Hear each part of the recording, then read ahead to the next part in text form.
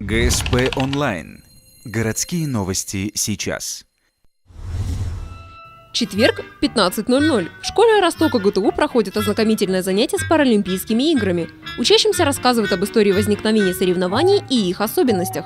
На этом уроке школьники узнают, что спортсмены с ограниченными возможностями достаточно сильны телом и духом, чтобы добиться спортивных высот и показать отличные результаты. Главная цель, чтобы на улице, когда они видят таких людей, чтобы они правильно их принимали.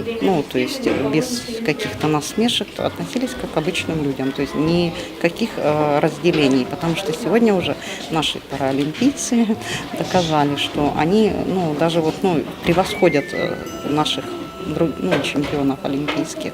Это не просто беседа, это настоящий диалог. По ходу рассказа школьники задают множество вопросов.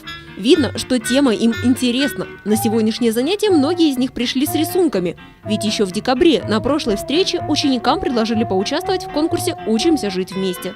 Но после сегодняшнего урока рисунков станет еще больше. Ведь школьники узнали про символы Паралимпиады – лучик и снежинку. Они обязательно станут героями детских нарисованных историй.